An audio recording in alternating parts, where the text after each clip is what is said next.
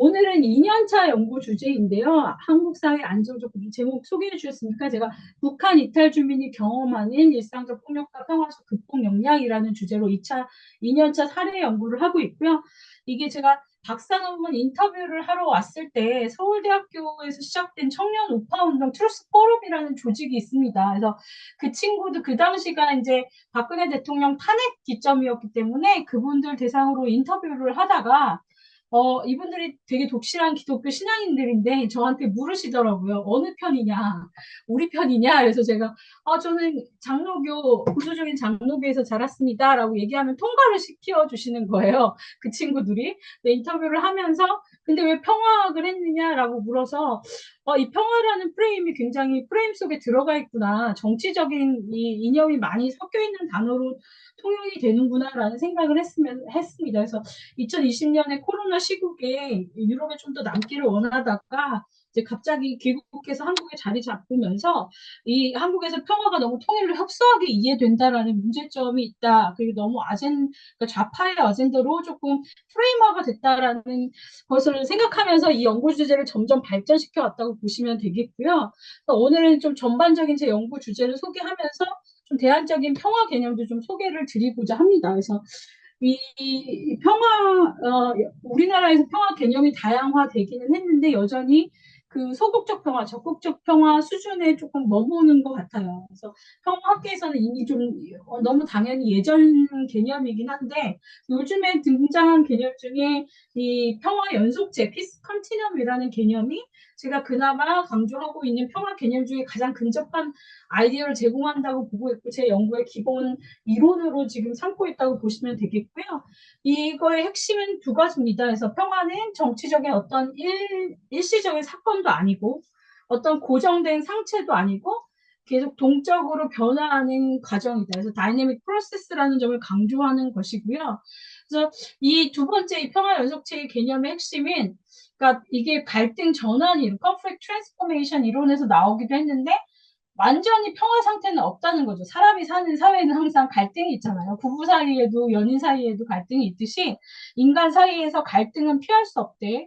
대신 국가 사이에서도 이 갈등이 발생했을 때 이것이 폭력적이고 무력적인 방법이 아니라 평화적으로 해결할 수 있는 상태가 평화적이다라고 보는 이론이 등장하기 시작했고 그것을 갈등 전환 이론이라고 보통 많이 소개가 됐는데 그 얘기는 뒤에 나올 것이니까 피스컨티넘은 그거를 조금 스펙트럼으로 바꿔놓은 이론이라고 생각하시면 돼서 그러니까 분쟁부터 소극적 평화가 이루어지는 그 시스파이어 그 종전 아니면 휴전 이런 상태 그리고 갈등 전환 단계 그리고 탈갈등 사회 재건하는 단계 그리고 적극적 평화 단계 지속 가능한 평화 단계로 이렇게 스펙트럼을 보여주는 개념이라고 생각하시면 되고 그래서 저는 이것이 조금 우리나라에서 너무 통일로만 생각하는 평화 개념을 좀 확정시키는 데 기여할 수 있다고 생각이 돼서 기본으로 소개를 드렸고요. 그래서 이 갈등 전환 이론을 처음 소개한 분이 97년 이 레더라크가 다 아시겠지만 많이 소개를 하기 시작하면서 알려진 개념인데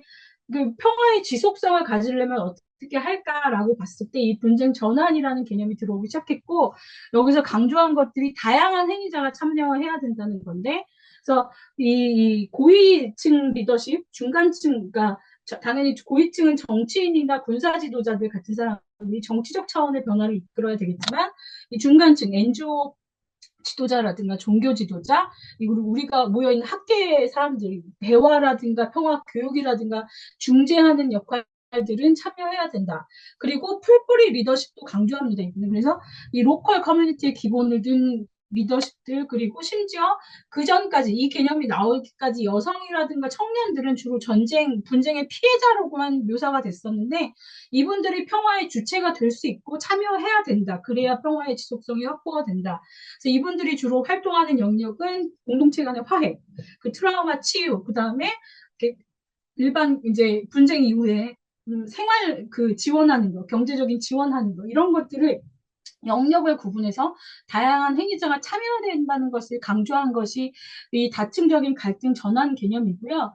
이 다층적 갈등, 저는 아까 말씀드렸지만 평화라는 건 변해가는 그 과정이라고, 동적인 변화의 과정인데, 그럼 어느 영역에서 변화가 일어나야 되냐라고 했을 때도 이 네 가지를 소개했어요. 그래서 우리가 생각했던 그 전에 평화라고 하면 보통 스트럭처럴 체인지에 초점을 두는 경우가 많습니다. 그래서 뭐 정부 거버넌스 방식, 경제 시스템, 사법 시스템을 바꾸는 것만 초점을 두는데, 이 레더라부터는 이 릴레이셔널 체인지, 관계적인 변화. 그래서 무너질 신뢰, 우리 적대, 혐오 이런 것들을 어떻게 공동체 간에 없애서 신뢰관계로 바꿀 것인지, 그런 관계적인 영역이 바뀌어져야 된다고 얘기하고 있고, 두 번째로는 또 세 번째로 컬처럴 체인지인데, 이것은 문화적인 변화인데, 이것을 문화라고 하지만 가장 중요하다고 생각이 됩니다. 그래서 공유된 규범이라든가 아이디어, 내러티브가 바뀌어야 된다고 얘기를 해요. 그래서 우리가 보면 알겠지만 과거사 청산한다고 해서 우리가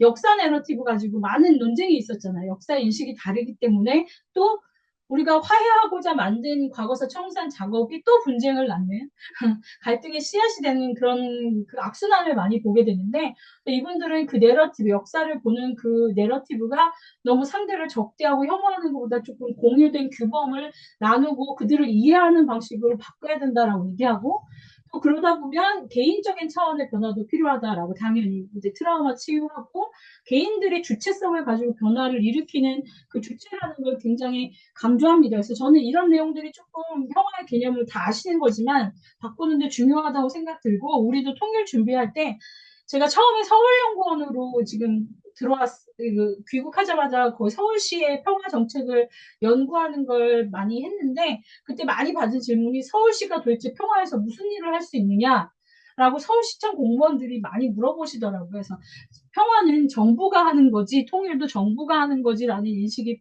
굉장히 고정화되어 있는데, 그것이 아니라 평화라는 건 영역별로 변화되는 게 필요하다라는 걸 강조하는 개념으로 생각되시면 됐고, 저도 평화학 석사 논문 쓸 때에는, 그러니까 이란의 핵협정을 가지고 어떻게 국제사회가 이란이 비핵화하는 데 기여했는지 이런 거시적인 차원을 많이 봤었어요. 근데 점차 가면 갈수록 이렇게 오랜 갈등, 이걸 평화학에서는 intractable conflict라고 하는데, 이 고질적인 분쟁이 오래된 지역, 이스라엘, 팔레스타인이 그렇죠. 그런 곳에 가면 결국 정치적인 차원에서 분쟁이 해결되는 것뿐만 아니라 그 고질 분쟁으로 그 사회에 고착화된 나와 의견이 다른 집단을 적대시하고, 예를 들어 그것이 이제 이민자라든가 타자 집단에 대한 적대 감정으로 표출되는 것을 어떻게 바꿔갈 것이냐를 연구하는 쪽으로 좀 연구가 변해가고 있다고, 제 개인적으로 연구를 보면 그렇게 들고, 그것이 이제 한국 사회의 평화 개념의 변화의 필요성을 느끼면서 그렇게 진행이 됐고요. 그래서 제가 오늘 소개해드리는 한국연구재단 제가 하고 있는 프로젝트는 한국 사회의 일상적 폭력과, 전체적인 제목입니다. 공정 역량이라고 해서 처음에 경계인 집단을 대상으로 삼았고요. 경계인은 북한 이탈 주민, 그리고 귀한 이민자, 조선족이나 고려인처럼 에스닉하게는 한국 사람이지만 문화적인 타자들로 인식되는 분들을 연구 대상으로 삼고 있고, 두 번째는 그, 이방인, 완전한 이방인, 이주 노동자, 결혼 이민자, 난민 집단, 이렇게 해서 5년차 연구를 진행하게 되어 있습니다. 그래서 제가 2년차 연구로 북한 이탈 주민 인터뷰를 많이 하면서, 저보다 탈북민들 뭐 많이 보셨겠지만, 제가 나름대로 정리한 평화 연구라는 게 뭘까라고 생각했을 때, 크리스천의 입장으로서, 어, 주님이 예수님을 내 이웃을 내 몸과 같이 사랑하라고 하셨는데, 이것을 세상의 관점으로 어떻게 사랑할 것이고 어떻게 이들과 공존할 것인지를 연구하는 것이 나름 평화 연구겠구나라고 제 나름대로 정의를 내린 부분입니다. 그래서 좀 거시적인 차원도 보면서 이렇게 미시적인 차원까지 내려오는 평화학의 다양한 스펙트럼이 있다는 얘기를 좀 드리고 싶었고요. 좀 말씀을 드리면, 그 얘기를 드리면서 이 연구의 이론적인 논의를 설명하기 위해서 조금 이 평화학에서 개념이 한번 크게 바뀐 얘기를 잠깐만 드리고 넘어갈 텐데요. 이것을 이제 탈냉전이 이루어지면서 1990년대 중반에, 그 전까지 평화 활동이라고 하면, 이 평화학에서는 이거를 90년대 후반에 로컬 터닝 피스 빌딩이라고 얘기합니다. 그래서 지역에 초점을 둔 평화 구축으로 한번 이 담론이 확 바뀌게 됩니다. 그래서 이것을 처음에 그 전까지, 탈냉전 이전의 평화 구축 방식을 자유주의 평화라고 얘기하는데, 여러분들이 다 아시는 내용이죠. 유엔이나 큰 NGO들이 들어와서 분쟁 사회를 재건하기 위해서 예를 들면 민주주의 시스템이라든가 자유주의 시장 경제를 일방적으로 이식해주는 방식으로 진행을 했어요. 그래서 이런 방식이다 보니까 당연히 탑다운으로 이루어졌고요. 외부 행위자 중심이 됩니다. 그래서 근데 이것이 아주 단기적으로 안정화시키는 데는 도움이 됐는데 좀 장기적으로 지켜보니까 평화 구축 활동이 영원할 수는 없거든요. 유엔이 떠나가고 나면 그 지역의 평화가 무너지는 것의 사례들이 많이 발생했어요. 대표적인 게 뭐 앙골라 같은 경우는 똑같은 원인의 분쟁이 다시 발생했고, 라이베리아 같은 경우는 민주주의를 하라고 해서 선거를 실시했는데 거기서 독재 정권이 나와서 다시 국민들이 어려운 상황에 빠지는 게 있었고, 루안다는 다 아시다시피 제노사이드가 일어났죠. 소수 민족 간의 그 민족을 말살하는 일들이 벌어지면서 그럼 이런 문제를 어떻게 해결할 수 있을까 하면서 평화학자들이 얘기하다가 결국 평화라는 것은 그 지역의 문화를 이해하고 정치 시스템, 역사 이런 맥락을 이해하는 로컬의 액터들이 주인 정신을 가지고 참여하는 평화 구축이 진짜다. 지속 가능하다라는 논의를 하게 됩니다. 그게 뭐 말이 어렵지. 이것을 우리가 포스트 리버럴 피스 빌딩이라고 하고요. 우리나라에 들어올 때 이걸 어떻게 바꿀까 그냥 포스트 자유주의 평화라고 저희가 번역을 했고 이거 당연히 자유주의 방식에 문제점이 있다라는 거에서 시작을 한 담론이라고 보시면 되겠고 그러니까 여기서 강조하는 건 그래서 방식을 결국 보면 하이브리드 섞인 방식인데요. 글로벌의 자원과 인력이 들어와서 도와주는 원조의 탑다운 방식과 이 바텀업 행위자들이 그 지역에서 왜 분쟁이 생겼고 종교적으로 어떤 문제가 있고 감정적으로 어떤 골이 있는지를 이해하는 그 지역 액터들이 같이 참여해서 만들어가는 그러니까 혼종성, 탑다운과 바텀업이 합쳐졌다고 하이브리드 평화라고도 부르고요.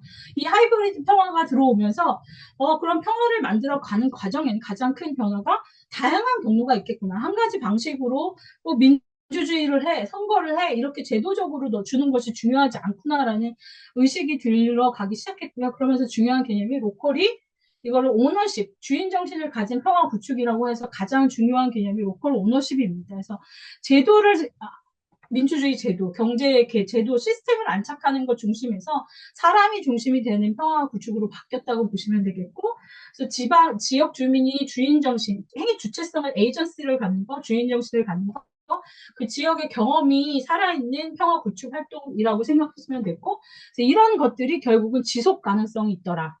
유엔이 떠나가도 계속될 수 있는 평화다라는 논의를 하게 되는 핵심 개념이 됩니다. 그래서 오늘은 이건 배경이고요. 이론적인 정말 이론을 제가 가져다 쓴 건 에브리데이 피스라고 해서 저 서울대 통평원에서 나오는 저널에도 이걸 투고한 적이 있는데 제가 일상적 평화라고 번역을 했고요. 이게 처음에는 굉장히 좁은 의미에서 발전이 됐습니다. 그래서 예를 들면 이 에브리데이 피스는 굉장히 그러니까 말씀드린 포스트 자유주의, 지역에 기반을 둔 평화 개념 중에서도 가장 미시적인 차원을 살펴보는 평화 개념이라고 생각하시면 될 것 같아요. 그래서 갈등이 매일매일 만연화되어 있는 사회를 살아가는 사람들이, 평범한 사람들이 또는 어떤 액터들, 그러니까 국가가 아닌 지역의 액터들이 일상에서 자신들의 안정과 평화를 유지하기 위해서 대처하기 위해서 쓰는 그런 생존 전략이나 대응 기제부터 연구가 시작이 됐어요.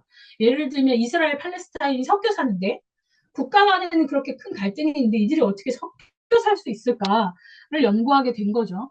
그러면서 유형을 개발을 했는데 이거는 뭐 기계적으로 보실 필요는 없는데 이런 것들이 있다고 소개만 드립니다. 그래서 대표적으로 해피 어보이던스라는 그 기제는 뭐 다 우리도 쓰고 있는 거예요. 좌우파 간에 우리 이 이념 논쟁이 심하니까 저도 어디에 가서 강의를 할 때 우선 청중의 성향을 파악합니다. 이분들이 좌파 성향이신지 우파 성향이신지를 파악하고 제가 말을 조절하게 되더라고요. 저도 모르게. 그러니까 아주 작은 단위에서 보면 이것도 일상적 평화라고 얘기합니다. 그래서 뭐 그렇게 기계적으로 보실 필요는 없으나 자기들이 알아서 논란이 될 만한 갈등의 소재들이 되는 것은 회피하는 방식이고요.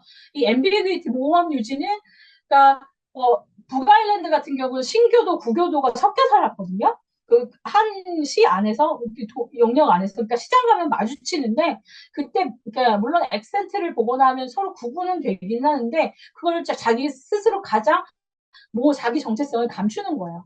내가 적대적인 상대에 둘러싸여 있을 경우는 내 정체성을 드러내지 않는 이 앰비규리티를 유지하는 방식이라고 보시면 되겠고, 그 다음은 뭐 조금 의례적인 예절을 갖춘다고 얘기하는데, 그러니까 그 사회에서 통용되는 최대한의 예절을 써서 내 상대방이라고 판단이 되는 경우에 내 위험을 줄여가는 거죠. 그리고 텔링이라고 제가 번역한, 이 식별이라고 번역한 거 영어로 텔링인데, 이거는 우리가 직관적인 감각으로 누굴 맞닥뜨리면 저 사람이 나의 편인지 남의 편인지 분별하고, 그러니까 피하고분이라고 좀 심하게 얘기하면 식별을 해서 그거에 맞춰서 자기 행동을 조절하는 걸 얘기하고요. 이 책임 회피는 요즘엔 거의 논의되지 않는데 이제 내 집단의 유대를 강화하기 위해서 외 집단에다가 블레이밍을 덮어 씌우는 거죠. 그런 방식으로 우리 사회의 평화를 유지하는 거. 근데 처음에는 이게 도대체 무슨 평화냐? 이게 평화의 행동이라고 할 수 있느냐라고 얘기됐는데 그러다 보니까 에브리데이 피스 개념이 좀 확장되고 있습니다. 그래서 왜 사람들이 제가 이런 사례를 한국에서 논문에서도 언급을 했는데 우리나라가 좌우파 간의 한국 전쟁 당시에 민간인 학살이 많이 일어났잖아요. 마을 단위로.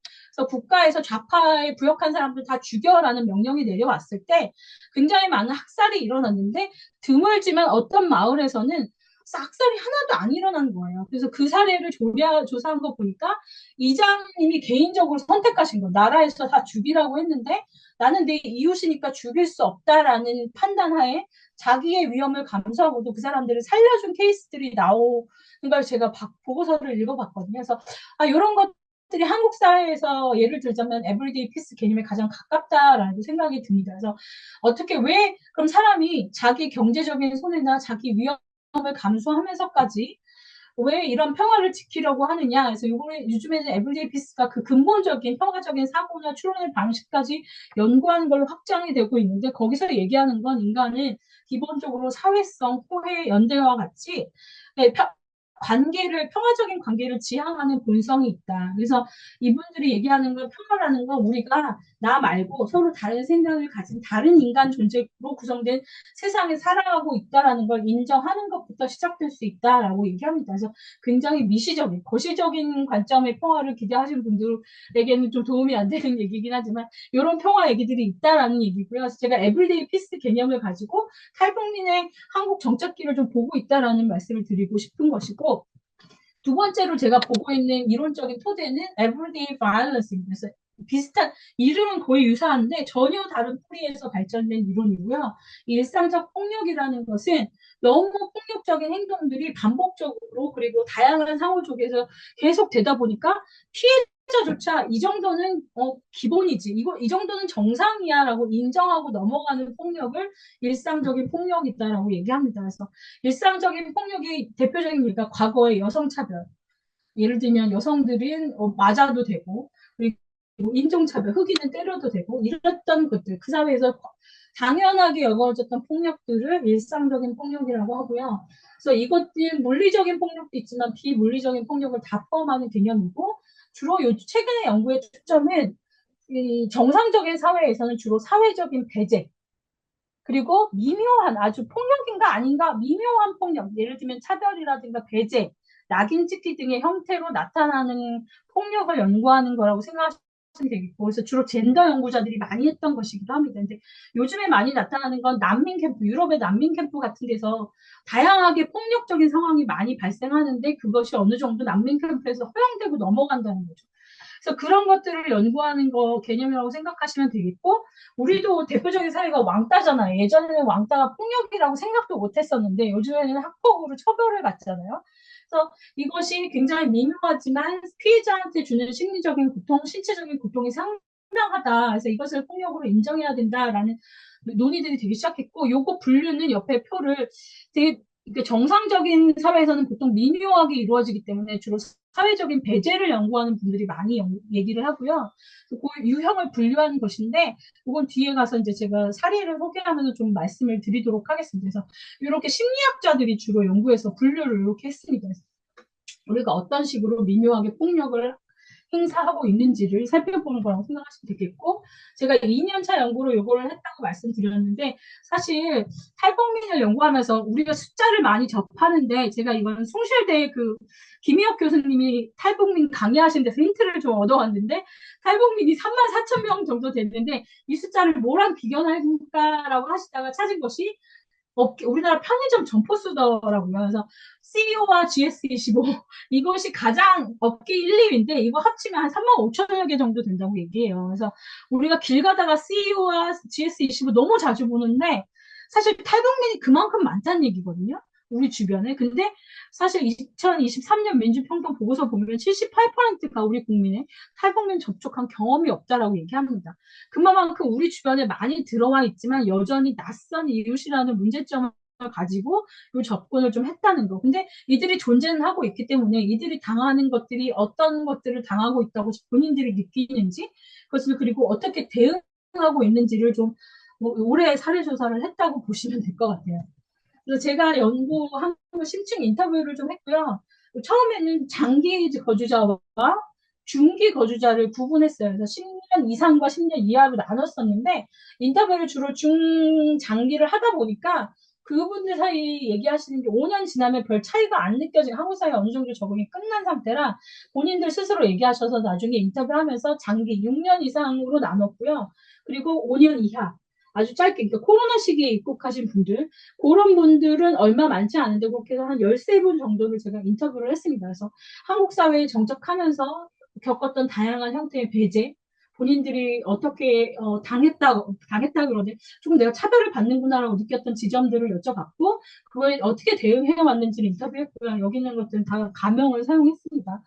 다양한 성별이 섞여 있고요. 연령대도 좀 다양한 편인데 좀 단기자분들을 조금 더 하고 싶은 욕심은 가지고 있습니다. 그래서 제가 첫 번째가 이제 아까 말씀드렸지만 거기서 보시면 사회적인 배제를 얘기할 때 크게 보면 심리학자들이 거부와 배척을 구분하더라고요. 그래서 거부라는 건 우리에 소속될 수 없어라고 부정적인 관심을 표출하는 방식이고 배척은 그러니까 이게 구분이 애매하긴 합니다. 심리학자들이 발전시킨 것이기 때문에. 근데 배척이 조금 더 심리적 타격이 크다고 얘기해요. 왜냐하면 배척은 내가 무시당했다라는 느낌을 강하게 갖기 때문에 피해자 입장에서 보면 분노가 더 크게 나온다고 얘기하십니다. 그래서 이렇게 유형을 분류했는데 저는 이걸 기본적으로 사용은 했습니다. 그래서 이 거부라는 건 아까 말씀드렸지만 비인간화된 언어 요거는 우리가 굉장히 우습게 생각하는 제가 로힝야 난민들, 아시아의 최대 난민이 분쟁 지역 난민, 로힝야 난민을 연구하다 보니까 결국 제노사이드의 시작이 비인간화된 언어더라고요. 언론에서 계속 로힝야는 무슬림이기 때문에 바퀴벌레와 같은 존재야. 계속 한 몇십 년 동안 얘들은 인간이 아니라 바퀴벌레로 계속 묘사하다 보니까 군인들이 그 사람들을 집단 학살해도 죄책감이 덜한 제노사이드의 시작이 이 비인간화된 언어라는 점에서 굉장히 위험성이 있다라는 것이고 여기 또 뭐 차별이라든가 낙인 찍기 우리가 아무렇지 않게 생각하는 뭐 비웃음 눈치로 얘들을 무시하는 거 이런 것들 다 들어가고요. 이 미묘한 차별은 마이크로 어그레션을 제가 번역한 것인데 굉장히 미국에서 이건 발전된 개념이기 때문에 우리나라에 정확하게 아직 명확하게 번역된 것이 없어서 제가 저렇게 얘기했고요. 이 미묘한 차별은 그러니까 예전 생각하시면 인종차별하고 비슷하다고 생각하시면 됩니다. 그래서 미묘한 공격이라는 건 조금 명시적으로 흑인을 비하하기 위해서 뭐 우리가 흔히 쓰는 깜둥이라든가 이런 말들을 했던 것들 그런 거라고 보시면 되겠고요. 그 다음에 미묘한 모욕은 뭐 이렇게 마이크로 인설트인데요. 굉장히 무례한 의사소통 방식. 그래서 인종이나 민족성을 비하하는 방식으로 예를 들면 이것도 설명하다 보면 되게 미묘한 이게 사소한 것인데 그러니까 흑인들한테 너가 어떻게 대학을 왔어? 이렇게 좋은 대학을 아이비리그를 어떻게 왔어?라고 묻는 게 칭찬인 것 같지만 그 밑에 깔린 의도가 흑인은 이런 대학에 올 수 없는데 능력만으로 너 어디 뭐 어떻게 해서 여기 오게 된 거야? 라는 의도를 가지고 질문했을 때 그것이 모욕이 된다라는 의도로 설명을 하는 거고요. 미묘한 무효화라는 건 이건 사실 탈북민들한테도 좀 많이 경험된 걸로 나오는데 미국에서 이제 이론적인 설명을 할 때는 아시아계인들이 영어를 굉장히 잘할 경우 너 어떻게 이렇게 영어를 잘해? 라고 이렇게 칭찬하는 것 같지만 너가 아시안으로서 미국인 정체성을 가질 수 없는데 어떻게 영어를 이렇게 잘해라는 의도를 갈고했을 때 아시안인들이 느끼는 그런 기분 나쁜 감정이 있다는 거죠. 이렇게 해서 이론이 조금 거부라는 걸 이렇게 정리를 했고요. 제가 그래서 이런 이제 기준점을 가지고 인터뷰를 했다는 점을 말씀을 드리고 실제로 사례들을 좀 보면 뭐 다 아시는 얘기겠지만 탈북민들이 흔하게 듣는 낙인 찍기, 뭐 빨갱이라든가, 그러니까 뭐 그러니까 결혼했는데 시부모님으로부터 남편한테 빨갱이랑 사귀니 너가 이렇게 변했다라는 식의 이런 폭력적인 언어는 수시로 듣고 있다라는 얘기를 들었고, 또 어떤 정당에서 하는 모임을 갔더니 너희들은 조국의 배신자다.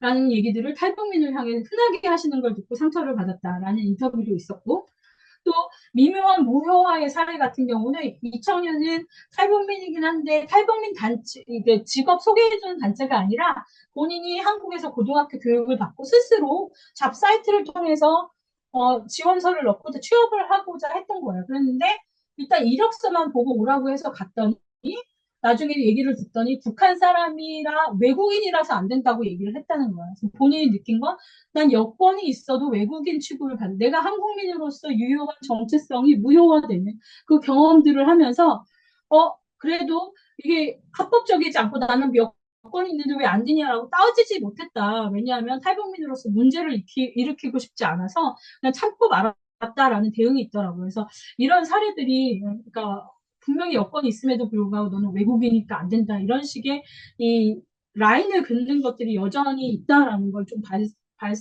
발견할 수 있었고, 또 미묘한 모욕 같은 경우는 제가 30대 강철 이분으로 표현하는 이분은 10대에 꽃제비 출신으로 한국에 오셨어요. 그래서 한국에 사신 연수가 더 많아지고 있는 정도거든요.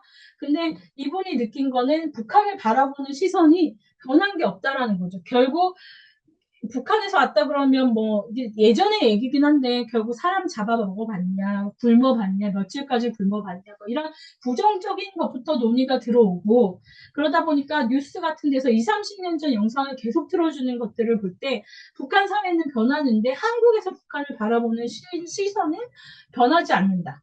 그러면서 이분이 하시는 말씀이 또 중요한 부분인데 친구까지는 괜찮은데 무역 상대는 괜찮은데 이분은 통일을 부정적으로 보시더라고요. 통일이 된다는 건 우리가 한 집안이 되는 건데 결혼하는 경우에도 그 라인을 많이 보셨대요. 제가 다음번에 말씀드릴 텐데 통일은 결혼 가족이 돼야 되는데 그거는 안 된다라는 이런 그러니까 부정적인 관심, 모욕적인 얘기들을 많이 들으셨다라는 인터뷰를 볼 수 있었고 또 미묘한 모욕 중에 이건 공격적이라고 볼 때 명확하게 떨어지지는 않습니다. 그 카테고리에. 근데 이제 취업해서 있는데 이분이 계속 이 북한 분한테 계속 이렇게 말을 생각이라는 걸 좀 하고 얘기를 하라는 식의 무시를 계속 당했다라고 해요. 그래서 자기가 말만 하려고 하면 너는 생각이 없냐, 생각이라는 걸 하고 말을 해라. 그래서 계속 면박 주고 끼어들고 하는 거. 그래서 이분이 우울감이 심해지고 계속 분노가 차오르고 그래서 불면증이 오고 이런 걸 겪고 있다. 그래서 이런 것들이 신체적으로 결국 나타난다라는 것을 좀 볼 수 있는 사례이기도 했고요. 또 이것도 조금 어려운 얘기, 아까 말씀해주신 같은 분인데, 이제 꽃제비로 오셔서 이제 오래 사신 분의 얘기인데, 이 부분은 제가 오늘 다 크리스천이라고 해서 공유드리는 사례이긴 한데요. 이게 본인은 양아버지가 굉장히 많다는 거예요. 제가 어려서 탈북을 했고, 북한에 관심 있는 분들이, 너 내 양아들 하자라고 많이 하셔서 사회적인 아버지가 굉장히 많은데, 이분들조차 자기가 결혼을 한다거나 가족이 된다고 했을 때 가족은 안 된다라고 선을 긋는 걸 많이 보셨다는 거죠. 그래서 본인의 친한 친구분이 이제 교회 목사님 딸하고 연애를 한 거예요. 10년 정도 교회 다니면서 그랬는데 교회 이제 결혼 얘기가 나오니까 아주 교회 건실한 탈북민 청년으로 대해주시던 분이 갑자기 목사님이 넌 우리 집에 못 들어온다. 그 전에 사탄이라는 표현까지 쓰셨다고 하더라고요. 사탄아 우리 집에 못 들어온다. 그러니까 이분이 멀쩡한 우리 동포이고 통일의 대상이었다가 딸아하고 결혼한다고 하니까 이렇게 됐다고 해서 상처를 되게 많이 마셨는데 다행히 친구분 사례였는데 그분이 교회를 떠나지는 않고 교회를 옮겨서 계속 신앙생활을 하고 계신다는 얘기를 들어서 요건 이제 제가 밖에서 얘기할 때는 이 사례를 빼고 얘기하는데 오늘 다 교인 분들이니까 우리가 이런 이중적인 잣대 조금 조심해야겠다라는 말씀을 스스로 좀 많이 느꼈기 때문에 이 사례는 소개를 드리고요. 그래서 이 배척이라는 것이 아까 말씀드렸지만 무시의 감정이 들기 때문에 굉장히 강한 부정적인 감정, 그래서 뭐 우울감이라든가 무력감 뭐 이런 것들을 굉장히 많이 가지고 온다라고 말씀을 드렸는데 이 중에서도 심각한 게 이제 물론 시선 회피 이런 것도 들어갑니다. 이거는 이제 코로나 시기에 유럽에서 있었던 일, 뭐 저는 코로나 때 딱 들어왔기 때문에 괜찮았지만 저 뒤에 남아있던 친구들을 보면 유럽에서 버스만 타도 자기 옆자리는 비워두고 오지 않더라.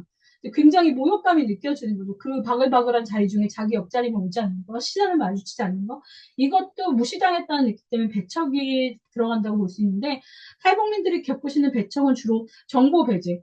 그러니까 남한 사람들끼리만 정보를 교류하고 북한 자기들에게 알려주지 않는 혜택들이 많다던가, 아니면 이렇게 편향된 언어를 쓴다던가, 아니면 요즘에는 이걸 온라인 배척이라고 얘기하는데 고스팅이라는 표현을 씁니다. 온라인에서 내가 메시지를 전달했는데 나를 무시하는 경우에 내가 느끼는 감정들을 이 배척의 사례로 집어넣기도 합니다. 그래서 이런 사례들을 좀 몇 가지 있는 것들 설명을 드릴 텐데, 아까 말씀드렸지만 정보 배제.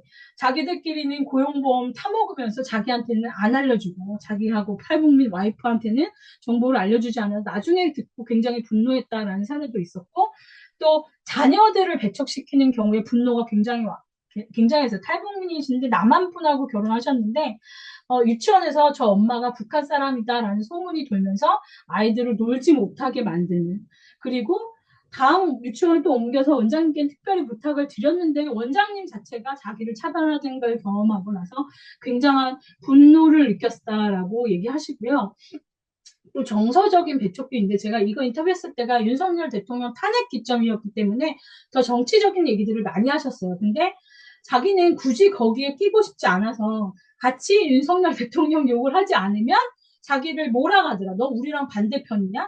우리를 빨갱이로 보냐? 막 이런 식으로 공격을 하면서, 그걸 통해서 나는 여기 사람이 될 수 없구나, 영영. 나는 결국 이방인이구나라는, 그러니까 내가 좋다, 나쁘다 얘기를 할 수 없게 만드는 그런 분위기, 정서적인 배척을 많이 경험하셨다라고. 정치적으로 예민한 상황이 있을 때 특히 그런 경험이 있었던 것 같아요. 또 젊은 친구였기 때문에 그런 얘기들을 좀 했고요.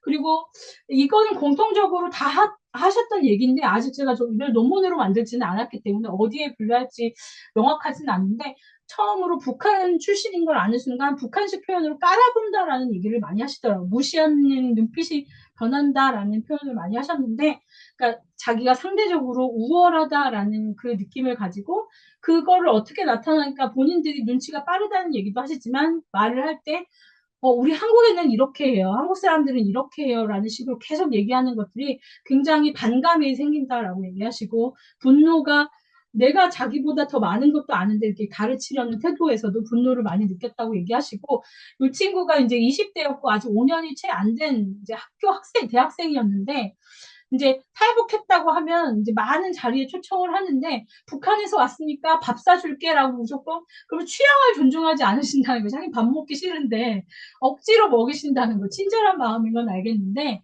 그러면서 자기가 알바하면 고기는 얼마든지 이제 먹을 수 있는 상황이 됐는데 너무 무정적으로 일방적으로 선행을 베푸시는 것도 문제가 된다. 이렇게 취향을 고려하지 않는 것도 무시로 느끼시더라고요. 그리고 특히 이거는 좀 세대 갈등도 있는 것 같아요. 그래서 20대 탈북민은 아무래도 탈북했지만 청년 세대이기 때문에 어르신 세대가 하는 많은 것들이 조금 자기 기준에 더 예절이 없어 보이는 경우들이 많은 것 같다라는, 좀 세대에 관련된 것도 좀 논문이 북한 연구자들이 많이 하신 걸로 알고 있어서 전 자세히는 보진 않았습니다, 아직까지. 이런 것들도 있었고요. 근데 제가 이 연구에서 굉장히 중요하다고 생각하는 건, 이런 차별, 이런 낙인 찍기, 이런 어느 정도의 우리가 배척하는 것이 없을 수는 없어요. 근데 이거를 가장 중요한 건 이들이 어떻게 대처했느냐를 강조하는 게 제 연구의 가장 중요한 부분이라고 생각했는데, 그 이유는 탈북민은 계속 우리가 복지 수혜자로만 인식하고 우리가 도와줘야 되는 사람이라는 인식에서 좀 벗어나서 우리 사회의 정상적인, 아까 얘기했지만 너 외국인이라는 인식을 좀 없애려면 정상적인 사회 구성원이다.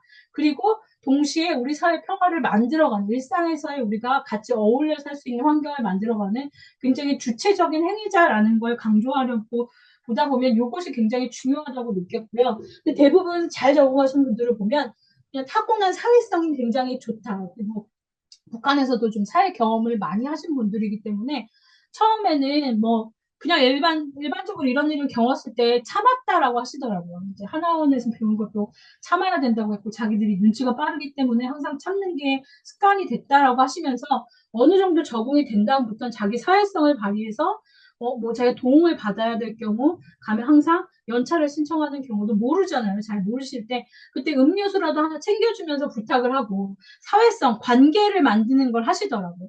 그러다 보면 자기가 일상에서 더 살기가 편해지고 이 나를 보는 인식이 달라진다는 얘기들을 많이 하셨고 또 적극적으로 참여하신 유형 중에 제가 크게 보는 것이 이분들이 어느 순간 자기가 안정이 되고 정착이 되면 좀 사회적으로 내가 어떻게 한국 사회에 기여할 수 있을까라는 생각을 많이 하시는 것 같아요. 그래서 처음에는 탈북자들하고도 안 어울리셨던 분들이 자기가 정착을 많이 하고 이분은 60대에 넘어오시다가 아들이 이제 북송되는 사건이 있어서 탈북자도 안 만나시고 굉장히 돈만 버셨던 분인데 좀 정착을 하시고 나서는 본인이 탈북 세계에 좀 발을 들이고 탈북민들이 어떻게 사는지를 보기 시작했고 그러다 보니까 북한인들 탈북민 중에서 독거노인들 그 장애인들 돕는 협회 대표를 하시면서 자기가 사회적으로 기여하는 활동을 좀 하고 있다. 사회 구성원이 되고 싶다는 열망을 굉장히 강하게 표출하셨고 이분도 되게 독특한 분이셨는데 이분은 지금 40대지만 20대에 이제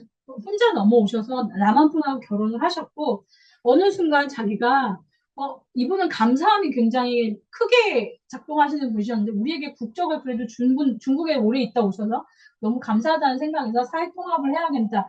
그러면서 봉사활동을 시작하셨고 지역사회 기반을 주고 하시면서만 뭐 수해복구라든가 이런 단체에 이렇게 모아서 직접 다니시고 그리고 이제 처음에 북한 노인 어르신들을 모여서 이제 식사 대접을 하는 활동부터 시작을 해서 이거를 남한 북한분 때만 하는 게 아니라 남북한 어르신들 모두를 접대하는. 그래서 이분이 하신 말 중에 사회적 편견이 살아보니까 남한 분들도 있지만 북한 사람들도 편견이 있다. 그래서 본인들이 그런 얘기를 많이 한다. 우리도 편견을 가지고 남한 사람들을 보고 있다. 그래서 우리가 같이 이렇게 섞어 사는 연습을 하자라고 하시면서 그러니까 북한 체제에 반성을 많이 하시더라고요. 그 체제에서는 받는 게 당연해서 정부가 우리한테 이렇게 해주는 게 너무 당연하다라는 인식이 자기 스스로 있었다라는 얘기들을 많이 하셨고, 근데 우리가 그래서 감사하지 않는 것이 문제다. 그래서 북한이 있었던 일들을 잊고 이제는 조금 이런 적응, 남한 사회의 적응, 이런 문화적인 적응도 해야겠다라는 얘기하면서 사회적 기여를 적극적으로 하고 계셨고,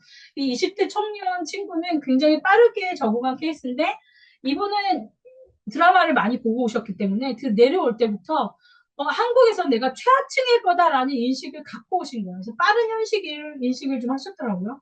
그래서 주로 북한에서 오신 분들이 고위층 출신이 많은데 그런 분들은 적응이 좀 어렵다라고 얘기하시면서 자기는 여기 와서 아주 최하층보다 더 못 살 거라고 생각했는데 자기가 생각했던 것보다는 굉장히 살기가 좋다라는 거죠. 집세도 못 내고 쫓겨다니고 막 이런 것들을 봤는데 드라마에서 그보다는 나은 상황이더라. 그래서 자기는 그 주변에 적응 못하는 친구들에게 너가 여기서 최하층이라는 거 인정해라. 수급자라는 것부터 인정하고 현실을 인정하고 거기부터 시작을 하면 잘 적응할 수 있다라고 하면서 할 수 있는 모든 활동에 좀 적극적으로 참여한다고 했는데 제가 20대 이 청년에서 조금 20대 젊은 청년일수록 좀 통일이 오히려 어렵다고 얘기하지만 이들의 좀 쿨한 점을 생각했을 때는 오히려 더 빠르게 통일이 적응이 될 수도 있겠다, 통합이. 이 친구가 하는 표현이 처음에 되게 그러니까 북한 분들이 우리가 말이 잘 통하는데 말이 안 통해서 어려웠다라는 얘기를 많이 하시거든요, 어른들은. 그래서 이 말이 안 통한다는 표현이 그러니까 맥락을 이해를 못 하는 거예요. 그래서 예를 들면 자기가 동아리에서 활동하다가 자꾸 시끄러워, 시끄러워 이런 말을 하길래 자기 무시당한다고 생각을 했었는데 그것을 물어봤을 때 동아리 선배가 설명을 했다. 이게 무시하는 게 아니라 친한 사이에서는 그렇게 하지 마라는 친근감의 표시다. 라고 하면서 자기가 그 분노의 감정을 조절할 수 있었다라고 얘기하면서 그 사람의 말만 보지 말고 문화를 이해하라는 말에 공감을 했고 그러면서 그거에 대한 그 대응 방식으로 상대한테 너가 이렇게 말하면 탈북민들이 상처받아라고 가르칠 게 아니라 탈북민 스스로 이 나라에서 시끄러워라는 말은 그냥 그 말 그렇게 하지 마 그만해라고 번역되는 거구나라고 이해하고 넘어가면 된다라는 이 태도가 다르더라고요. 그래서 이 문화를 이해하려는 태도가 좀 적극적이다라는 것을 좀 발견을 할 수 있고 특히 우리가 조심해야 될 것들이 우리가 약간 알게 모르게 조금 북한 분들을 보면 가르치려는 태도가 나온다고 해서 그걸 다 지적을 하시더라고. 한국 사회에서는 말이죠. 라고 하면서 친절하게 가르쳐 주는데, 아, 이 사람이 날 무시하는구나. 라는 것이 굉장히 태도에서 거부감이 든다라고 해서, 근데 또 멘토링은 도움이 된다고 얘기해요. 1대1적으로 실용적인 걸 가르쳐 주면 도움이 된다라는 조금 얘기들을 많이 하셔서 이분들은 좀 적극적으로 문화를 이해하면서 참여하려는 유형이었고 이들이 하는 노력들이 결국은 우리 사회가 통합되는데 굉장히 중요하겠다라는 말씀을 좀 생각을 했고요. 물론 당연히 이거는 당연한 건데 뭐 교육이라든가 교육을 통해서 자기 능력을 키우려는 고민들을 많이 하신다는 거. 그래서 공부하시는 분들 나이에 상관없이 50대, 40대에도 계속 기술을 쌓고 하는 것들 그리고 일을 더 많이 열심히 해서 자기가 좀 더 실력을 쌓아가서 좋은 자리로 놀러 가려는 이건 뭐 한국인의 공통적인 특징인 것 같고 좀 소극적인 일상적 평화 유형으로 말씀드리면 이 북한분들이 이 얘기를 많이 하시더라고요. 저희들이 눈치가 빠르다. 워낙 감시 사회에 살았기 때문에 이 눈치로 느끼는 순간 자기 행동을 제어하면서 그 예민하게 대응을 잘 한다고 얘기하시더라고요. 그래서 한 분이 이제 어 제가 자기가 너무 열심히 하다 보니까 한국인 동료들이 오히려 자기를 기피하는 걸 보게 되면서 너무 아는 척을 해도 조금 자기를 자제할 필요가 있겠다. 자기 행동을 스스로 조율하는 그런 걸 배웠다고 하시더라고요. 그래서 너무 자기네들보다 너무 열심히 하는 것이 오히려 해가 될 수도 있고 이런 예민한 감각을 가진 분들이 조금 더 적응이 빠르다라는 얘기, 뭐 북한 분들이 다 하신 얘기고요. 그리고 이거는 굉장히 소극적인 위험인데 아예 남한분하고 좀 안타까웠어요. 남한분하고 접촉을 아예 접촉을 제한하고 사시는 분도 있었거든요. 이분은 50대 말에 넘어오셨고 2020년에 오셨기 때문에 아직 정착하신 지 얼마 안 됐는데 이제 이 통일부 같은 데서 고용한 도우미들이 올 때 조금 너무 북한뿐이라고 해서 전화를 미리 하고 약속을 잡고 오는 것이 아니라 한 달도 안 돼서 한참 예민해 있는데 아무 때나 막 찾아온다는 거예요.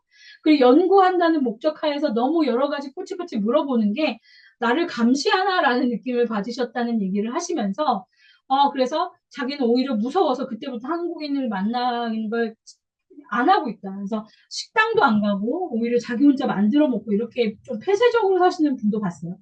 그런데 이거는 조금 굉장히 소극적인 유형이고 이분이 하시는 말이 오히려 자기 말투 보고 조선족이냐 이라고 물어보면 자기 조선족이라고 한다고 하시더라고요. 그래서 자기 스스로 정체성을 북한이라고 하면 안 좋아하는 것 같은 느낌을 있고 약간 텃세가 있다고 느꼈으면서 그러면서 한국 사람들 앞에서 자기 의견이 있지만 다 말할 필요가 없다.